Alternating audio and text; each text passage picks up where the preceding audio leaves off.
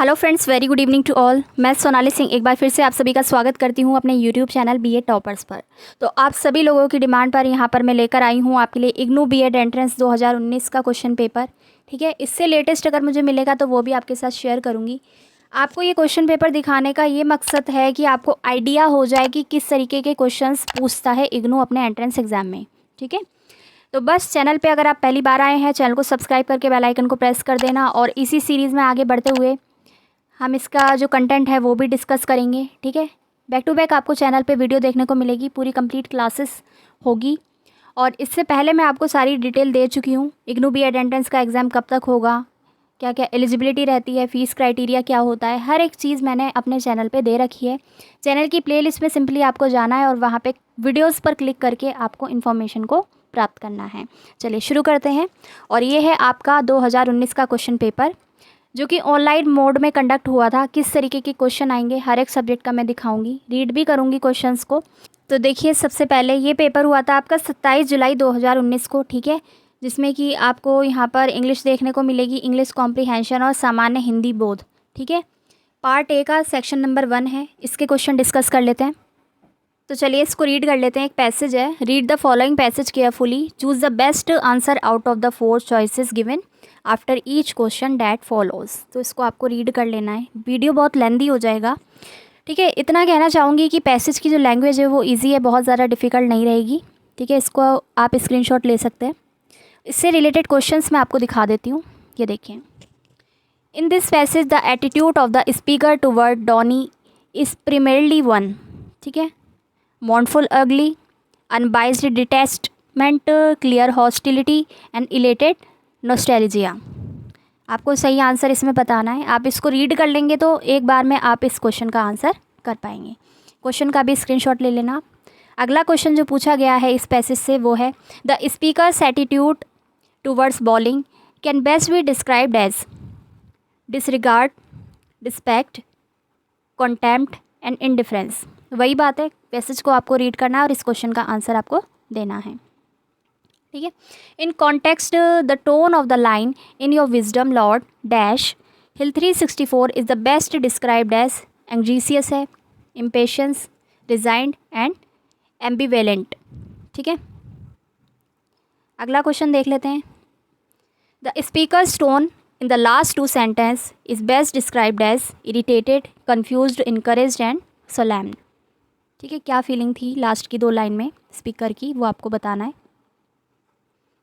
अगर आपने वीडियो को यहाँ तक देख लिया है, पूरा क्वेश्चन पेपर अगर आप देखना चाहते हैं और लेटेस्ट क्वेश्चन पेपर भी देखना चाहते हैं, कंटेंट भी देखना चाहते हैं, तो चैनल को सब्सक्राइब करना मत भूलना। ठीक है, और इस वीडियो पे मैं टारगेट रखती हूँ 50 लाइक्स का, और इसके अलावा आपको हमारे दूसरे चैनल एसएस स्टडी को सब्सक्राइब करना है जी।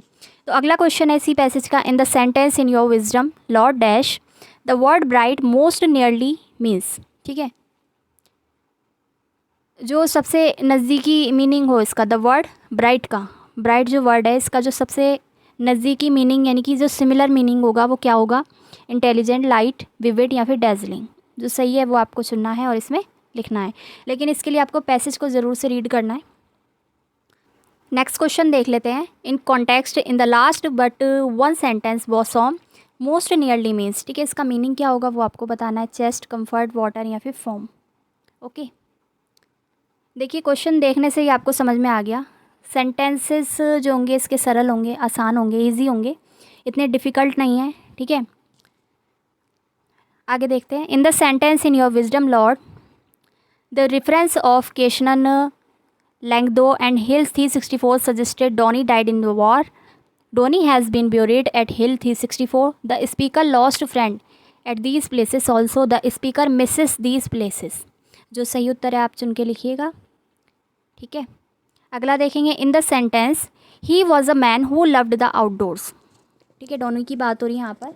The word bowling is verb है, एडजेक्टिव है, ग्रैंड है या फिर नाउन है। चलिए अगला क्वेश्चन दिखाते हैं आपको। The sentence these young man gave their life signifies that they सेक्रीफाइड their life fighting for their country, they committed suicide, they died young, they were murdered. ठीक है, अगला क्वेश्चन देखेंगे। देखिए काफ़ी सारे क्वेश्चन आ रहे हैं एक पैसेज से। ठीक है, तो मैं आपको काफ़ी पैसेजेस कराने की कोशिश करूँगी।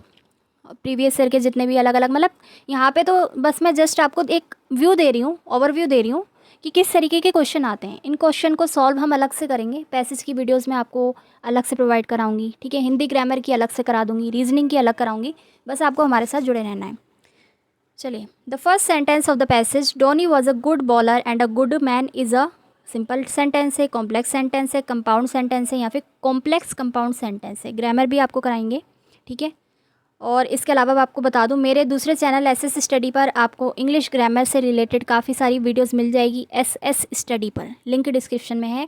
उस चैनल को भी सब्सक्राइब कर लेना, वीडियोस को वॉच कर लेना, ठीक है। ये देखिए उसी का हिंदी रूप है।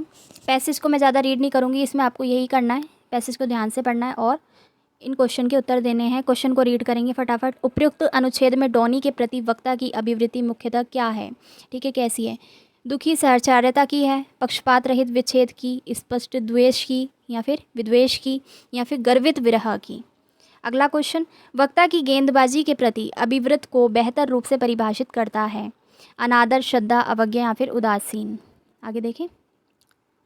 इस परिप्रेक्ष्य में एक पंक्ति का भाव अपनी इच्छा से ईश्वर युवाओं को ले लिया अच्छे ढंग से व्याख्यायित होता है। उत्तेजना है, उसमें व्याकुल है, संतोषी है, या फिर उभयभावी है। अगला है, अंतिम दो पंक्तियों में वक्ता के भाव को बेहतर रूप से माना जा सकता है? कुपित, भ्रमित, प्रोत्साहित, या फिर औपचारिक। नेक्स्ट, कथन अपनी इच्छा से ईश्वर डैश में शब्द तेज का सबसे निकटस्थ समानार्थी आपको बताना है, ठीक है। बुद्धिमान, प्रकाश, जीवंत, या फिर चमकीला। चलें, अगला क्वेश्चन था आपका, इस परिप्रेक्ष्य में अंतिम वाक्य में शब्द गोद में का निकटस्थ समानार्थी होगा? छाती, आराम, पानी, या फिर झाग। अगला, वाक्य अपनी इच्छा से ईश्वर डैश में खेशंग, लांगदोह तथा पहाड़ी 364 का संदर्भ सुझाता है कि डोनी युद्ध में मारा गया था। डोनी को पहाड़ी 364 पर दफन किया गया था। वक्ता ने इन स्थानों पर भी अपने मित्र खोए। वक्ता इस स्थान को याद कर रहा है, ठीक है। सही उत्तर आपको देना है। देखिए, आपको चैनल पे धीरे धीरे रीजनिंग की वीडियो देखने को मिलेगी, हिंदी व्याकरण में आपको करवाऊंगी, पैसेजेस करवाऊंगी, ठीक है। तो धीरे धीरे आगे बढ़ेंगे। आज बहुत ज़रूरी था कि आपको ये प्रश्न पत्र दिखाया जाए, जिससे कि आपको आइडिया हो जाए इग्नू बीएड एंट्रेंस में कैसे प्रश्न पूछे जाते हैं। अगला क्वेश्चन है, कथन वह एक ऐसा इंसान था जिसे बाहर घूमना डैश शब्द में गेंदबाजी है, क्या है? क्रिया है, विशेषण है, क्रियावाचक है, या फिर संज्ञा है। वाक्य नौजवानों की तरह मर गया प्रदर्शित करता है कि उन्होंने अपने देश के लिए लड़ते हुए अपनी जान दे दी। उन्होंने आत्महत्या की, वे युवावस्था में मर गए, या फिर उनकी हत्या की गई। अगला है, अनुच्छेद का प्रथम वाक्य डोनी एक अच्छा गेंदबाज और एक अच्छा इंसान था में एक सरल वाक्य है, जटिल वाक्य है, संयुक्त वाक्य है, या फिर जटिल संयुक्त वाक्य है, ये आपको बताना है। तो वाक्य के भेद भी आपको कराएंगे। अब हम देख लेते हैं पार्ट ए का सेकंड सेक्शन, जो कि है आपका लॉजिकल एंड एनालिटिकल रीजनिंग। ये भी आपको हिंदी और इंग्लिश दोनों लैंग्वेजेस में देखने को मिलेगा, चाहे आपका पेपर ऑनलाइन मोड में कंडक्ट हो या फिर ऑफलाइन मोड में कंडक्ट हो, ठीक है। चलिए देख लेते हैं क्या क्या प्रश्न पूछे गए थे। Direction, study the following information carefully and answer the question that follow. There are 6 members ABCDEF। एक फैमिली में ये 6 मेंबर है ABCDEF। सी जो है सिस्टर है एफ़ की, ठीक है। डी जो है फादर है ए का, और एफ़ जो है ग्रैंडसन यानी पोता है डी का। बी जो है ब्रदर इन लॉ यानी कि साला है, ठीक है, एफ़ की मदर का। और E is daughter of D, E जो है बेटी है डी की। तो there are 2 ladies in the family. तो इन्होंने एक कंडीशन आपको दे दी है, इसको आपको समझना है, ठीक है। स्क्रीनशॉट ले लीजिए, ऐसे ही क्वेश्चन की प्रैक्टिस आप करेंगे।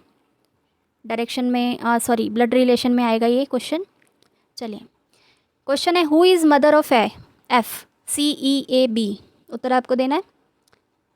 अगर आप जानते हैं इस प्रश्न का सही उत्तर नीचे कमेंट सेक्शन में बताइएगा। मैं इसलिए अभी इसको सॉल्व नहीं करा रही हूँ क्योंकि ये ओवरव्यू दे रही हूँ। जब मैं सॉल्व कराऊंगी तो अलग से आपको पार्ट करवाऊंगी, ठीक है। रीजनिंग का अलग कराऊंगी, हिंदी का अलग। चलिए आगे, अगला क्वेश्चन है इसका, the 2 female members in the family are. DE है, या फिर AC है, CE है, या फिर FC। ये आपको बताना है 2 फैमिली मेंबर कौन सी हैं जो कि फीमेल है। Who is the daughter of A and E। CEBD, चारों में से कौन है डॉटर, A और E की। अगला है who is uncle of C के अंकल कौन है, D है, A है, F है, या फिर V है। अगला, अब ये देखिए हिंदी में आ गया फिर से, मुझे नहीं लगता इसको रीड करने की ज़रूरत है, बस दिखा देती हूँ, स्क्रीनशॉट आप ले लीजिए, ठीक है, ले लिया। चलिए, क्वेश्चन था एफ़ की माँ कौन है, परिवार की 2 महिला सदस्य कौन सी हैं, इसमें से आपको बताना है। ऑप्शन आपको दे रखे हैं 4, ठीक है। अगला देखेंगे, ए और ई की बेटी कौन है, सी ई बी डी, तीनों नहीं, सॉरी, चारों में से बताना है कौन है ए और ई की बेटी। सी का चाचा कौन है, ठीक है। अगला क्वेश्चन देखते हैं, in the following question a series is given, यहाँ पर सीरीज आपको दे रखी है, दिख रहा होगा आपको, 15, 32, 67, 138 और एक मिसिंग है। तो select from the alternative the correct term to fill the missing term. तो इसमें क्वेश्चन मार्क की जगह पर क्या आएगा ये आपको बताना है, 276, 278, 280 या फिर 281, इस तरह के क्वेश्चन आप लगाएंगे, ठीक है, रीजनिंग में। अगला देखते हैं, इसमें भी देखिए मिसिंग है, तो ये टर्म आपको बताना है क्या आएगा इसकी जगह, 210, 215, 217 या फिर 252। अगला क्वेश्चन भी इसी तरीके का है, तो आप सीरीज़ की प्रैक्टिस ज़रूर कर लेना और ब्लड रिलेशन वाले क्वेश्चन की भी ज़रूर कर लेना, पूछे जाएंगे आपसे। इसमें क्या आएगा, 69, 71, 74, 76, ठीक है। और एक वीडियो ना मैं आपको सेपरेट प्रोवाइड कराऊंगी, मतलब मोस्टली क्वेश्चन जिस टॉपिक से बन रहे हैं वो टॉपिक मैं अलग से आपको लिख कर बताऊँगी कि भाई इस टॉपिक से इतने क्वेश्चन बन रहे हैं, ठीक है। तो उसकी प्रैक्टिस तो आप ज़रूर करके जाइएगा। अब ये देखिए फिर से मिसिंग नंबर वाला, इसका स्क्रीनशॉट ले लीजिएगा, आप लगा के देखेंगे सारे क्वेश्चन, ठीक है। चलिए अगला, ये वही है, हिंदी में आ गया, तो इसमें कोई डिफ़िकल्टी नहीं है, मुझे लगता है कि आगे बढ़ना चाहिए हमें। वीडियो को लाइक शेयर कर देना, आपको समझ में आ रहा है इस वीडियो का कंटेंट। चलिए, अब यहाँ पर ये आपको एक तरीके से ग्राफ सा दे रखा है ना, इसमें आपको बताना है कि मिसिंग नंबर कौन सा है। 25, 15, 375, 12, 14, 168, 8, 9, यहाँ पर क्या आएगा ये आपको बताना है। 89 आएगा, 93, 72 या फिर 64। चलो आगे चलते हैं, ये हिंदी में पूछ लिया सेम क्वेश्चन, तो आपको टेंशन तो लेनी नहीं है, चाहे आपकी हिंदी लैंग्वेज है, इंग्लिश लैंग्वेज है, पेपर में आपको दोनों ही लैंग्वेज में देखने को मिलते हैं क्वेश्चन। अगला क्वेश्चन है यहाँ पर, if occupation is coded as, occupation को अगर ये लिखा जाए, ठीक है, तो प्रोफेशन को क्या लिखा जाएगा। ये 4 ऑप्शन आपको दे रखे हैं, इस तरह के क्वेश्चन आप लगाइएगा, प्रैक्टिस कीजिएगा, मैं भी करवाऊँगी अपने चैनल पे। चलिए आगे बढ़े, ये हिंदी में देखिए कह दिया गया इन्होंने, ऑक्यूपेशन को अगर ये लिखा जाता है तो प्रोफेशन को क्या लिखा जाएगा, 4 ऑप्शन दे दिए। अगला है, if potential is coded as, अगर पोटेंशियल को लिखा जाता है 65724 7314, तो टैलेंट को क्या लिखा जाएगा, ये आपसे पूछ लिया है, ठीक है। तो इसमें से आपको छाट के बताना है, कोडिंग डिकोडिंग वाले क्वेश्चन लगा लीजिएगा, पेपर में आ रहे हैं। यहाँ पर आपको हिंदी में देखने को मिल रहा है ये क्वेश्चन, ठीक है। आगे बढ़ते हैं, अगला क्वेश्चन है, which one is different from other 3 in some respect. 4 option दे रखे हैं, 4 में से कोई एक किसी भी तरीके से अलग है बाकी 3 से, ठीक है। इन तीनों में से, इन चारों में से कोई एक ऐसा टर्म है जो कि बाकी तीनों से अलग है, तो वो कौन सा है वो आप छाट लेंगे। कौन सा किसी भी आधार पर शेष तीनों से भिन्न है, एज, कॉर्नर, टिप या फिर वर्टेक्स। अब अगला देखते हैं question, read the paragraph and answer the question that follows. Mariam, Kunti, Begum, Shilpi, Meera are 5 friends, ठीक है, 5 दोस्त सही हैं। Each one of them has 6 balls, सबके पास 6 गेंदे हैं। Mariam gives 3 balls to Shilpi, Mariam ने शिल्पी को दे दी। हिंदी में रीड करूँगी अभी, ठीक है, इंग्लिश वाला कर देती हूँ फटाफट, क्योंकि हमारे जो इंग्लिश वाले स्टूडेंट्स हैं उनको समझने में दिक्कत ना हो, ठीक है। तो Mariam, Kunti, Begum, Shilpi and Meera are 5 friends, each one of them has 6 ball. Mariam give 3 ball to Shilpi, who gives 2 balls each to Kunti and Meera. Begum gives 4 balls to Mariam, who in turn gives 3 balls each to Kunti and Meera. Kunti gives 5 balls to Begum and Meera gives 4 balls to Shilpi, ठीक है। Condition आपको दे रखी है, इसको आपको समझना है, screenshot ले लीजिएगा, इस तरह के क्वेश्चन आपको लगाने पड़ेंगे। क्वेश्चन आपसे पूछ रहा है, how many balls does Kunti have, Kunti के पास कितनी गेंदें हैं, 6, 7, 8, 9, ठीक है। हाउ मैनी बॉल्स डज बेगम है, बेगम के पास कितनी है, 9, 6, 8, 7, ठीक है। अगला क्वेश्चन है, who has the minimum number of ball, यानी कि किसके पास सबसे कम बॉलें हैं, बेगम, मीरा, मरियम या फिर कुंती। अगला है, हु हैज़ द मैक्सिमम, सबसे ज़्यादा भी आपसे पूछ सकता है, तो आपको बताना है किसके पास है, बेगम, शिल्पी, मीरा या कुंती। भाई इस क्वेश्चन की जो कंडीशन आपको दे रखी है ना, इसको आपको ध्यान से समझना पड़ेगा, तो आप इन क्वेश्चन के आंसर कर पाएंगे। चलिए, अब ये हिंदी में आ गया, इसको रीड करने की तो ज़रूरत नहीं है, स्क्रीनशॉट ले लेना अगर आप हिंदी वाले हैं तो। क्वेश्चन है आपका, कुंती के पास कितनी गेंद हैं? ठीक है, बेगम के पास कितनी गेंद हैं? किसके पास सबसे कम गेंद हैं और किसके पास सबसे ज़्यादा गेंद हैं? अगला क्वेश्चन है यहाँ पर, read the paragraph and answer the following. Answer that follow, A and B play cricket and tennis. A और बी जो है वो क्रिकेट और टेनिस को खेलते हैं। बी और डी जो है वो हॉकी को खेलते हैं। ए और सी जो है वॉलीबॉल खेलते हैं और टेनिस भी खेलते हैं। सी, डी और ई जो हैं वो फुटबॉल खेलते हैं। तो क्वेश्चन का आंसर आपको कुछ इस तरीके से देना है, who play cricket, tennis and volleyball. ठीक है, कौन है जो क्रिकेट भी खेल रहा है, टेनिस भी खेल रहा है, वॉलीबॉल भी खेल रहा है। ठीक है, तो इस तरह के क्वेश्चन भी आपको करवाएंगे। हु प्लेस ओनली फुटबॉल, इनमें से कौन ऐसा है जो सिर्फ और सिर्फ फुटबॉल खेल रहा है? Who plays hockey and football, who plays volleyball and football. चलिए, ये हिंदी में आ गया, इसका स्क्रीनशॉट आप ले लेना, कंडीशन मैंने आपको समझा दी है। ऐसे ही क्वेश्चन आपके बनेंगे, केवल फुटबॉल कौन खेलता है, हॉकी तथा फुटबॉल कौन खेलता है, वॉलीबॉल और फुटबॉल कौन खेलता है। ठीक है, आगे देखें। अब आपका आ गया थर्ड वाला पार्ट, ए का section 3, educational and general awareness. इसके क्वेश्चन आपको दिखा देते हैं। क्वेश्चन है, the international renewable energy agency is headquartered in, कहाँ पर है इसका हेडक्वार्टर आपको बताना है। 4 ऑप्शन आपको दे रखे हैं। हिंदी वाला भी पढ़ लेते हैं। इंटरनेशनल रिन्यूएबल एनर्जी एजेंसी का मुख्यालय कहाँ पर है? ठीक है, तेल अवीव शहर इजराइल में, पेरिस फ्रांस में, तेहरान ईरान में, या फिर मसदर शहर संयुक्त अरब अमीरात में। अगला question, the wheel of life is a theme used in, कहाँ पे ये यूज़ की जाती है? वर्ली पेंटिंग में, ठीक है, या फिर थांका पेंटिंग में, मंजूषा पेंटिंग में, या फिर कलमकारी पेंटिंग में। देख लेना आप। ठीक है, ये था आपका क्वेश्चन। अगला देखेंगे, which of the following is geographically closest to greater Nicobar, के पास कौन सा ऐसी जगह है? तो सुमात्रा, बोर्नियो, जावा, या फिर श्रीलंका। ये देखिए हिंदी में, इसका सही उत्तर आपको लिखना पड़ेगा। अगला question, which region in India is known as the rice bowl of India.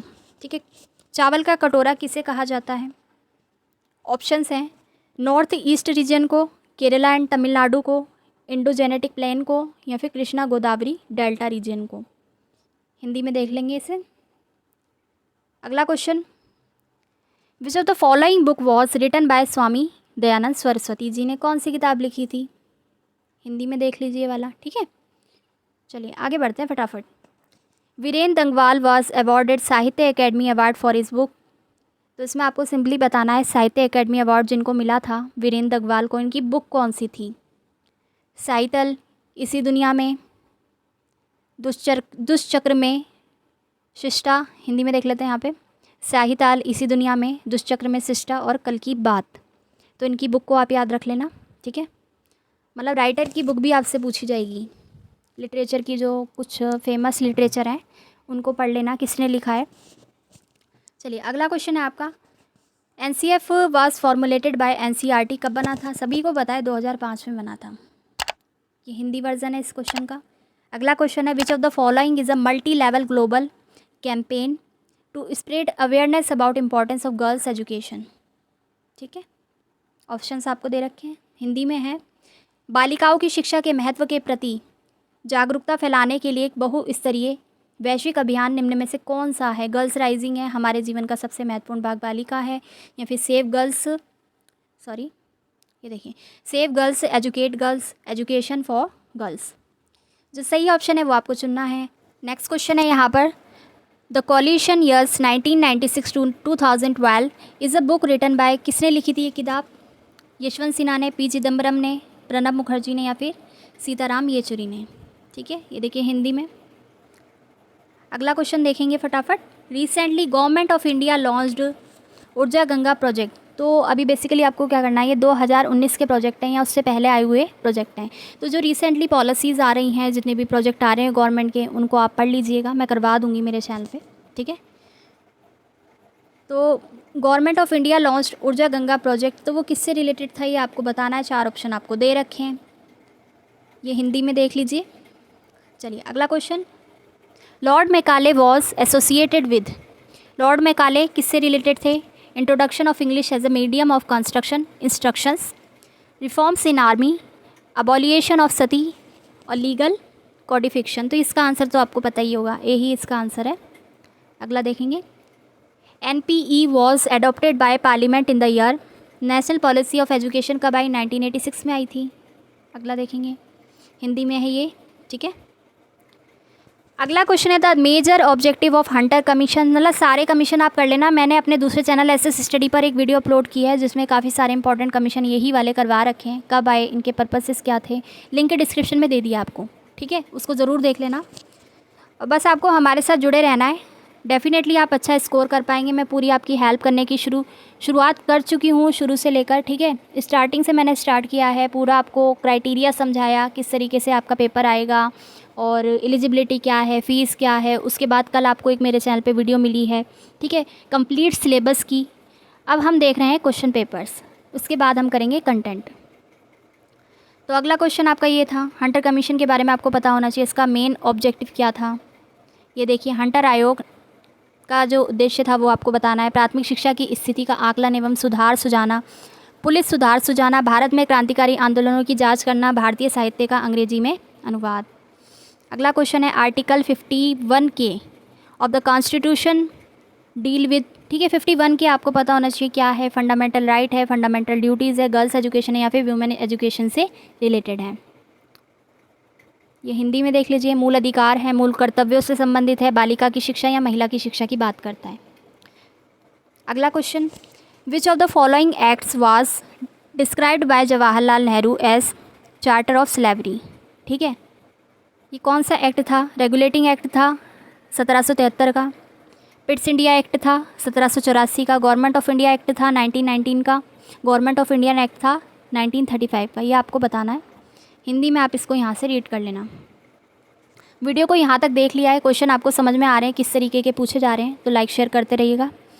आगे बढ़े, अगला क्वेश्चन है, सुकन्या समृद्धि योजना was launch in the year, कब लॉन्च की गई थी? 2014 में, 15 में, 16 में या 17 में? कौन सी? Sukanya Samriddhi Yojana. Which of the following is not a composition of saint Tulsidas? Gitanjali है, ठीक है, कवितावली है, विनय पत्रिका या फिर साहित्य रत्ना। तो जो सही उत्तर है वो आप लिख देना, यानी कि इसमें से कौन सी जो है संत तुलसीदास की रचित नहीं है, ठीक है। तो कहने का मतलब है आपको रचनाएं भी पता होनी चाहिए, किसने क्या लिखा था। All India Muslim league was founded in the year, कब आया था ये लीग? मुस्लिम लीग कब आया था? 1905 में, 1904 में, 1907 में या फिर 1906 में? अगला क्वेश्चन, सर्व शिक्षा अभियान कब शुरू किया गया था? 1999 से 2000, 2000 से 2001, 2001 टू 2002, 2002 से 2003। हिंदी में देख लेंगे यहाँ से। अगला क्वेश्चन है, which web browser was developed by Google? Internet Explorer, Firefox, Safari, Chrome. ये हिंदी में देख लेंगे यहाँ से आप, ठीक है। गूगल द्वारा विकसित ब्राउज़र कौन सा है? इंटरनेट एक्सप्लोरर, फायरफॉक्स, सफारी या फिर क्रोम। नेक्स्ट क्वेश्चन है, द जोग fall is situated on, Tapti river पर है, शरावती रिवर पर है, ठीक है, कावेरी या फिर भीमा रिवर पर है? कौन सा? जोग फॉल। अगला क्वेश्चन है यहाँ पर हिंदी में यही वाला, ठीक है। नेक्स्ट देख लेते हैं, the Yashpal committee report 1993 is known as, यानी कि बहुत सारे कमीशन कमेटी आपसे पूछे जा रहे हैं जो कि एजुकेशन से रिलेटेड हैं, तो वीडियो ज़रूर देख लेना, लिंक डिस्क्रिप्शन में है। Learning the pleasure within, learning without burden, learning to learn, learning to live together, live together, ठीक है। चलिए, ये हिंदी में है, यशपाल समिति प्रतिवेदन को किस नाम से जाना जाता है, और ये आया था 1993 में, याद रखेंगे। अगला क्वेश्चन है, the first president of India was, आपको बताना है, बहुत सिंपल क्वेश्चन है, ये हिंदी में है, फटाफट आगे बढ़ेंगे, ऐसे क्वेश्चन तो आप कर ही लेंगे। अगला क्वेश्चन देखते हैं, how can the number of जजेस in the supreme court of India be increased, ठीक है, मतलब कैसे जो है जो जजेस की काउंटिंग है उनको बढ़ा दिया जाता है सुप्रीम कोर्ट ऑफ इंडिया में, बढ़ाया गया है। बाय अ प्रेसिडेंशियल नोटिफिकेशन के द्वारा, बाय अ पार्लियामेंट्री एक्ट के द्वारा, बाय एन अमेंडमेंट, एक second, by an amendment of the constitution of India by a representation from the supreme Court. ठीक है, ये पेन गलत जगह पे चल रहा है तो इसको इरेज करी थी। क्वेश्चन आप यहाँ से देख लेंगे, हिंदी में यहाँ से आप पढ़ सकते हैं, भारत के सुप्रीम कोर्ट में न्यायाधीशों की संख्या कैसे बढ़ाई जा सकती है।